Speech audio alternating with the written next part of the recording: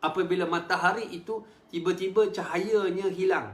Matahari itu digulung oleh Allah. Yang kita faham, gulung ini kapet, gulung ini baju, gulung ini kain. Tiba-tiba Allah gulung matahari. Kepanasan dalam kerak dia 25,000 darjah Celsius.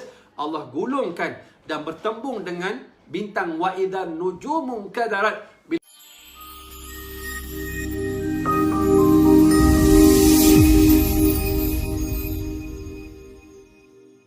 Masuk syaitan itu digunakan. Sebab itu kita lihat orang kadang-kadang walaupun dia ustaz, dia rosak. Sebab dia manusia, dia tidak maksud. Dia ulama, dia boleh rosak. Orang tu nampak baik, hujung-hujung dia tak baik. Nampak orang itu kita rasa kita dengar pun macam terperanjat, tapi itulah hakikat manusia. Wa na'udzubillah min dzalik.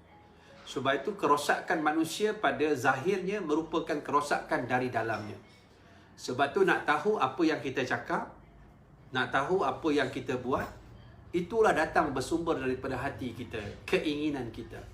Sebab tu kata Imam Al-Ghazali rahimahullah, kalau nak tahu, nak tahu isi kat dalam, tengok kat luar. Cuba tengok kat luar. Orang yang cakap macam-macam, orang yang kata macam-macam, itulah hakikat dia yang tersembunyi dalam hatinya. Wa na'udzubillahi min dzalik. Jangan nanti orang tahu apa yang ada dalam hati kita dari perkara yang tidak baik. Yang kedua, jangan sampai Allah zahirkan apa yang kita sembunyikan dari kejahatan-kejahatan daripada hati kita. Dan sebab itu, dia membina hidup kita itu agar lebih baik kualitinya. Dalam keadaan kita menjaga bukan saja yang zahir. Yang zahir itu dijaga oleh apa sebenarnya? Fiqh. Tapi hakikatnya datang daripada hati yang dalam. Lubuk hati inilah yang menzahirkan perbuatan kita. Sebab itu bukan bila kita sebut benda ini, kita kata tasawuf ni ustaz, tak payahlah kita berzikir duduk. Sebab tu kita kena faham. Bukan maksud tasawuf itu meninggalkan syariat. Nabi tak ada duduk dalam gua, Nabi lupa umat dia tak. Nabi berjihad, Nabi berjuang. Jadi ada orang dia, bila mana dia dekatkan diri dia kepada Allah, seolah-olah dia meninggalkan satu sebahagian yang lain. Saya dah sebutkan bahawa pancangan dia mesti akidah, tauhid. Kedua, mestilah ikut syariat, itu nama dia fiqh.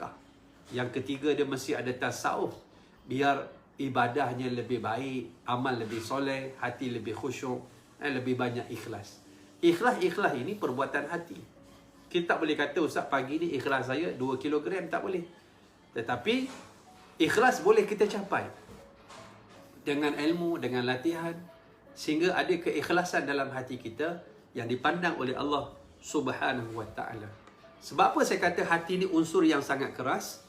Cuba kita lihat Al-Baqarah ayat yang keberapa? Ayat 74. Surah Al-Baqarah ayat 74. Nabi dah kita ni mukadimah saja dah. Sebab kita nak, saya sebenarnya tak sihat. Saya tak boleh. Saya ni 2 hari lepas jatuh. Saya pakai tongkat. Saya punya slip disc belakang ni sakit. Dalam treatment lagi. Sebab tu duduk tak selesa, baring tak selesa, semua tak selesa. Dalam treatment lagi. Mudah-mudahan Allah permudahkan. Duduk-duduk. Cuma saya nak sebut, sahabat-sahabat doa je lah. Bila sihat boleh banyak kerja kita boleh buat. Bila sihat kita boleh berjuang, boleh berdakwah. Boleh membina madrasah, insya-Allah. Allah sebut dalam surah Al-Baqarah ayat 74, "Tsumma qasat qulubuhum min ba'di dzalika fahiya kal hijarati aw ashaddu qaswah." Allah memberi contoh hati yang keras itu, bila dia keras, dia tidak ada tazkirah dan tazkiyah. Tazkirah ni peringatan, nasihat. Tazkiyah proses membersihkan dia, menjernihkan dia agar dia menjadi bersih, safa. Bila dia ada tasawuf. Sebab itu hati kita ni dia jadi keras. Keras. Kerana dia perlukan makanan. Sebab Allah ciptakan manusia dengan 2 unsur. Satu, Allah jadikan benda, air mani. Kedua, daripada roh, sumber. Ada 2 unsur. Dua-dua ni perlu diberi makan. Seperti mana makanan fizikal, dan roh perlu diberi makan. Jadi kalau kita tak makan nasi sebulan kita makan 3 kali boleh tuan-tuan? Boleh matilah. Begitu juga dengan roh dalam kita tak diberikan makanan, dia jadi keras. Tak ada tazkirah, tak ada dengar kuliah, tak ada baca Quran, tak ada zikir, jadi keras. Dan bila dikeras kata Allah, thumma qasat qulubukum min ba'di dzalika fahiya kal hijarati aw ashaddu qaswah. Dan bila dia dah keras kata Allah, dia keras seperti apa? Kal hijarah. Adakah Allah nak kata hati kita keras macam batu? Tidak. Kenapa? Aw ashaddu qaswatan. Hati itu lebih keras daripada batu. Batu yang pecah itu kita titiskan air, lama-lama lekuk dia. Manusia ni diberikan peringatan, makin keras dia. Allah uji kita ni makin degil. Cuba tengok Allah uji dengan COVID-19. Kalau yang tak sembahyang tu, ada yang semakin tak sembahyang. Yang tutup buka aurat semakin buka aurat. Yang menyanyi terus menyanyi. Sebab bila Allah uji ni, satu teguran untuk hati. Tapi hati siapa yang mutafatih? Mutafatih ni hati yang terbuka. Bila ditegur oleh Allah, ada hati ni ditegur oleh Allah, dia semakin tunduk taat pada Allah. Ada hati ditegur oleh Allah, dia semakin keras, semakin menerhaka pada Allah. Tengok saya ustaz, saya lawan Tuhan pun makin kaya, makin sihat, ustaz sakit.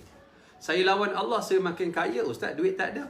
Nak sebutnya apa? Dia kata dia makin lawan pada Allah, dia semakin kaya.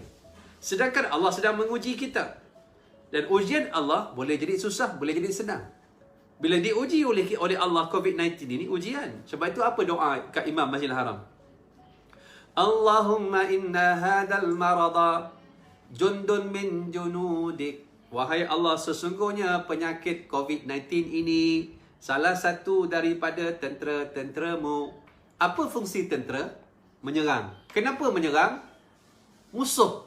Allah serang kita ni supaya kita ingat, supaya kita balik rujuk pada Allah. Tetapi semakin keras hati dia, dia tak nampak Allah sedang menguji dia, Allah sedang menghukum dia. Dia nampak benda lain. Dia semakin degil.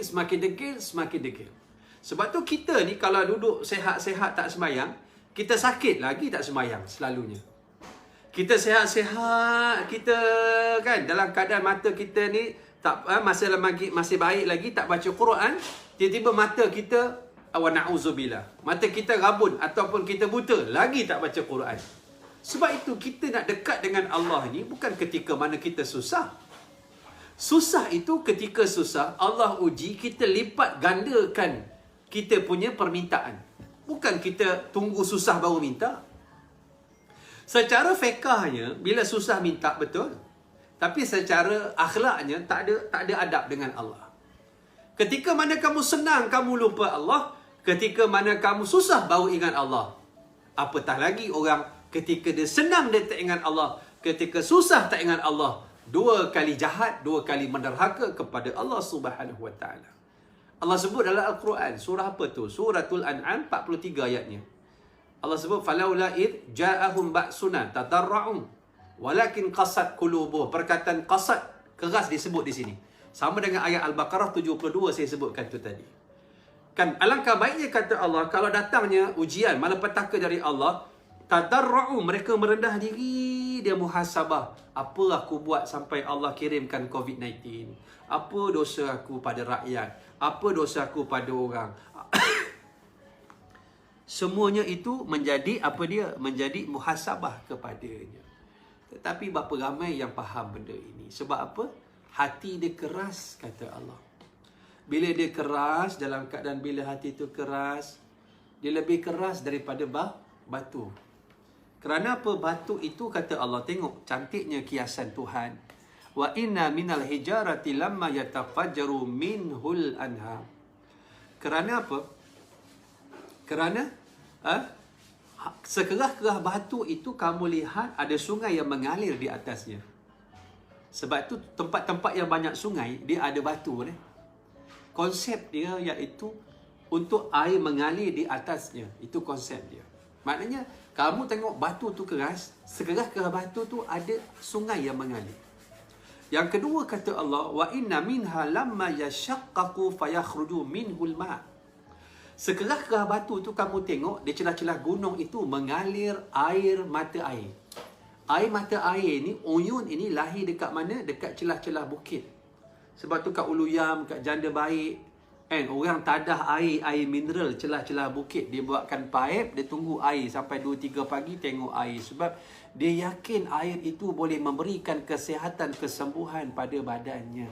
Tetapi dalam masa yang sama dia lupa yang beri kesembuhan Tuhan yang buat air tu. Tu yang tunggu air sampai tak sembahyang, tunggu air penuh tong tu sampai tak tutup aurat, sampai lupa Allah. Dalam keadaan dia lupa bahawa air itulah yang menjadikan dia kesihatan yang baik daripada Tuhan yang buat air itu. Tapi sebabkan hati dia keras, dia tak nampak benda itu. Yang ketiga kata Allah Subhanahu wa taala, wa inna minha lamma yahbitu min khasyatillah. Dan sekerah-kerah gunung itu diturunkan oleh Allah ke atasnya Quran pecah berkecai. Nak ceritanya gunung yang pejal pun bila Allah perintah dia bergoyang. Bila Allah perintah pun dia bergerak. Bila berlaku gempa bumi kat Nepal, kajian daripada Profesor Dr. Jackson James daripada Harvard University. Dia buat kajian bahawa dia ni pakar geologi. Dia buat kajian bahawa lepas gempa bumi itu kan, bahawa berlaku pergerakan pada kerak bumi Kathmandu, ibu negara Nepal itu telah berlaku pergerakan 1 meter pergerakan. Maknanya gunung Everest itu terkesan dengan perintah Allah. Bila Allah perintahkan bergeraklah kamu, bergerak. Begitulah keadaannya kalau Allah berikan pada kita berlaku kiamat. Wa idza syamsu kuwirat wa idza nujumu kadarat. Allah bila berlaku kiamat, makhluk yang besar-besar ini, bila Allah perintahkan dia akan bertindak. Dalam keadaan hari ini dia tetap, contoh matahari, jarak dengan bumi 176,680,000 sampai hari ini. Tapi Allah kata wa idza syamsu kuwirat, apabila matahari itu tiba-tiba cahayanya hilang, matahari itu digulung oleh Allah. Yang kita faham, gulung ini kapet, gulung ini baju, gulung ini kain. Tiba-tiba Allah gulung matahari, kepanasan dalam kerak dia 25,000 darjah Celsius. Allah gulungkan dan bertembung dengan bintang wa idzan nujumun kadarat. Bila turunnya berguguran, apa dia? Bintang-bintang yang lebih panas daripada matahari dalam keadaan bertembuh antara satu sama lain. Laut Allah panaskan jadi kuali besar untuk apa dia? Merebus manusia yang duduk di atasnya dalam keadaan gunung ini. Wa idzal jibalu suyirat, apabila gunung Everest ini Allah hancurkan menjadi debu-debu halus, diangkat oleh Allah, berkecai dalam keadaan arahan Allah apabila berlakunya kiamat itu nanti. Nak sebutnya makhluk yang besar-besar pun taat kepada Allah. Ada perasaan khasyah min khasyatillah. Dia sebut min khasyatillah. Makhluk yang besar ini dia takut dengan Allah, dia gerun dengan Allah, dia taat dengan Allah. Tiba-tiba manusia yang duduk di atas bumi yang menumpang kecil begitu dalam keadaan maksiat kepada Allah akibat daripada hatinya tidak ada tazkiyah. Hatinya tidak ada rasa gerun dan takut kepada Allah Subhanahu wa taala, sebab tak dibinanya hatinya itu dengan apa dia? Satu perkara yang menjadi kepentingan makanan kepada orang-orang yang beriman, iaitu tazkiyatun nafs, tazkiyah ataupun kita bersihkan hati kita. Jadi untuk menjadi manusia yang mana bila balik kepada Allah kelak, Allah pandang dia, Allah tengok dia pada hatinya. Sebab tu hati ini perlu dijaga. Sebab itu pertama saya nak sebut apa dia itu tazkiyatun nafs, kita dah bincang panjang lebar Quran hadis. Yang kedua kepentingan tazkiyatun nafs, menjaga kita punya hati. Yang ketiga fungsi hati kita dalam kita nak kembali kepada Allah, menjadi tempat pandangan Allah. Itulah nilai dia. Sebab itu ini perlu dijaga di sini. Di sini kalau dia baik, yang keempat, baiklah perkataan, baiklah pemikiran, baiklah perbuatan kita dalam hidup atas muka bumi ini, sebab dia datang daripada sumber yang baik. Inilah sumber dia. Sebab itu sumber yang bersih, dia menghasilkan tindakan yang bersih. Jadi sahabat-sahabat yang saya kasih sekalian, dan juga jemaah daripada Masjid Al-Falah, terima kasih kerana menjemput. Dan sepatutnya pada kuliah saya, kalau di PACE Geng Ustaz, kalau tak ada arah melintang, kalau sihat, kalau tak sibuk, saya membawa kitab di sebalik tabir kematian. Baru kita bawa mukadimah je hari tu dah. Jadi hari ni sebab kita ambil tajuk ni, sebab tajuk sebagai jemputan kepada Masjid Al-Falah. Jadi saya minta maaf terkurang, terkasar dalam keadaan tak berapa sihat ni, dalam keadaan kaki pun kebah-kebah ni. Mudah-mudahan ada kebaikan daripada perkongsian ini. Mudah-mudahan Allah berkati hidup kita. Banyakkan berdoa semoga Allah percepatkan urusan-urusan kita, dalam keadaan kita nak hidup dalam keadaan kembali kepada normal, hidup sebagai orang yang beriman dalam keadaan ketaatan yang kita bina dengan program-program di masjid, di surau, di mana saja, untuk kita raikan perintah Allah Subhanahu wa ta'ala. Allah manfa'na bima 'allamtana wa 'alimna ma yanfa'una. Ya Allah, manfaatlah kepada kami dengan apa yang kau ajar pada kami. Ajarlah kepada kami ya Allah dengan perkara-perkara yang bermanfaat bagi kami. Ampunkan dosa kami yang banyak. Ampunkan dosa kedua orang ibu bapa kami ya Allah. Ampunkan dosa suami kami. Ampunkan dosa isteri kami. Ampunkan dosa anak-anak kami ya Allah. Ampunkan dosa adik-beradik, sahabat, jiran-jiran kami. Ampunkan dosa ya Allah, khususnya tok-tok guru kami yang telah mendidik kami menjadi manusia ya Allah yang taat kepadamu. Jadikan anak cucu zuriat keturunan kami anak-anak yang soleh dan solehah, beriman dan bertakwa, mendirikan solat, menutup aurat, tahu membaca Al-Quran, anak-anak yang boleh memandi, mengkafan, mendirikan solat jenazah untuk kami, anak yang boleh mengusung keranda kami ke kubur ya Allah, anak yang boleh memimpin tangan kami ke syurga-Mu. Ya Allah, kami tidak takut ya Allah akan ujian-Mu.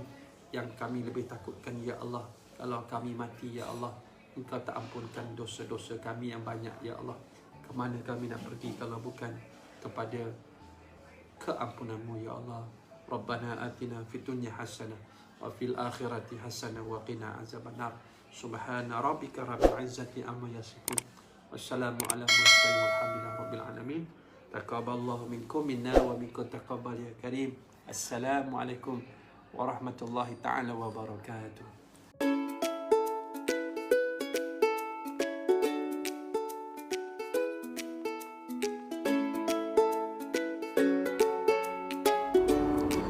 Bismillahirrahmanirrahim.